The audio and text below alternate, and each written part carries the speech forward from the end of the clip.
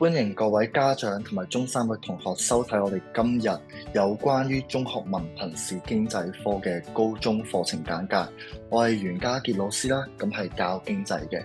咁我哋今日會講一講喺高中嚟講經濟科嘅概念啦，因為大家都應該係冇接觸過經濟學或者經濟科嘅。我哋亦都會講一講有乜嘢課題啦。同一時間我哋都更加重要嘅，我哋會睇一睇究竟有乜嘢公開考試嘅評核方式，以及一啲嘅題型，以及最後我哋都會講一講有乜嘢係我哋修讀經濟科嘅要素或者所需要嘅能力啦。咁首先啦，因為中三嘅同學係喺課程裏邊冇接觸過經濟啦，咁所以啦，我哋簡單嘅就會講一講經濟學係啲乜嘢啦。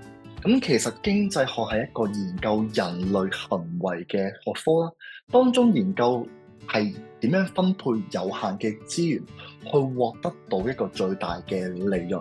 咁簡單一個例子啦，其實如果假設我哋有零用錢100蚊，我哋點樣分配去令我哋嗰個心理嘅價值覺得最大化嘅？咁同一時間我分咗兩個層面啦，一個係微觀經濟，一個係宏觀經濟。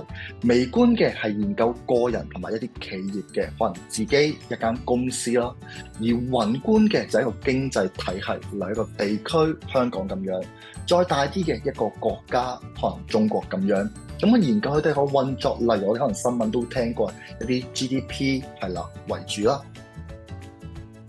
再更進一步啦，我哋再睇一睇究竟喺高中課程裏邊有乜嘢嘅課題啦。當中分咗兩個部分啦，一個係必修部分，有10個嘅，咁要係大家都要學噶啦，係啦，咁可以睇一睇啦。另外我哋都有一個選修部分係2揀1嘅，因為到時我哋考公開考試啦，都係一個最尾個題就係2選1題目，咁所以我哋就係需要修讀一邊啫，係啦，大家可以睇一睇啊。可能有一啲課題你可能乍眼望落去都會睇得到嘅，例如可能係一啲貨幣同銀行啦，一啲國際貿易，其實可能最近新聞都會有講到噶啦。好，咁睇完課題部分之後啦，我哋就會講一講喺學校或者係公開考試層面裏邊嗰個考核模式啦。喺公開考試，我哋會有多項選擇題啦、短題目、結構式試題、文章式試題以及資料回應題。咁大家要留意啦，喺經濟科裏邊啦，我哋冇校本評核嘅，咁即係我哋真係修讀完3年就去考公開考試噶啦。咁所以我哋都會真係要睇一睇，究竟公開考試有啲乜嘢嘅題目，可能大家要了解下啦。咁大家望一望啦，呢一個係2024年第8題。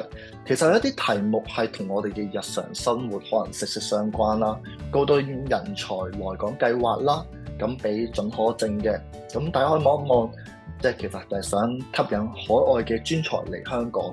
咁當中會有啲經濟概念延伸，例如勞力供應、地域流動性、平均勞工生產力。咁你會見到嘅係將日常生活嘅例子帶落去經濟嘅概念裏邊，大家可以望一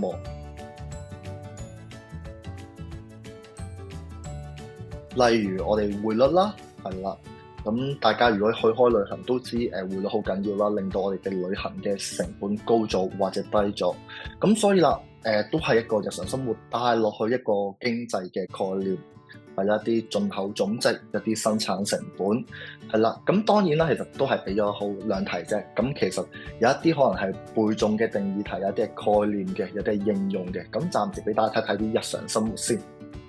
好，再繼續啦，去到短題目或者一啲係啦。咁大家望望啦，我哋呢個關於香港電訊啦，一個上市公司嚟嘅。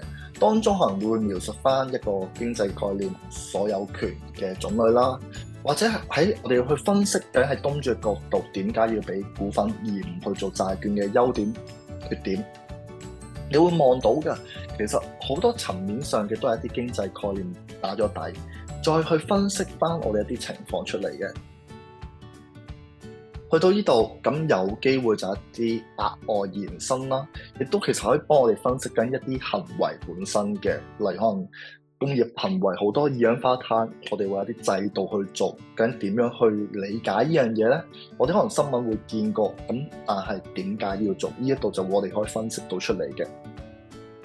好，去到最後一題啦，咁呢個就係資料回應題目啦。咁你會望到嘅當中可能會俾咗5個資料你，可能每個資料都一啲數據啊，一啲文字，一啲評論，咁而係透過數據裏邊去解答翻喺 A、B、C 嘅題目，點解會咁樣？點解會產生？其實都係一個將數據例子去帶入去經濟概念，再解釋翻個現象出嚟嘅。咁所以都可以去翻我哋第一版所講，我哋經濟係研究人類行為嘅學科。好，最後啦，都講一講關於修讀經濟科嘅要素或者能力啦。咁啱啱講到嘅，我哋係因為有個經濟概念打底啦，咁所以一定要有理解能力，去了解翻每一個概念本身嘅意思啦。帶落去啱啱講到嘅應用能力，咁其實你會見到嘅，我哋好多題目都唔係好刻板咁背誦，我哋需要將題目裏邊嘅嘢拉翻出嚟，去講翻個概念，再解釋翻個現象。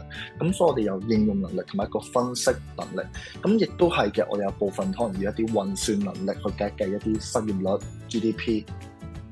咁最後啦，如果真係有任何疑問，你真係想了解嘅，歡迎聯絡我啦。係啦，3樓教研室揾我。好，拜拜。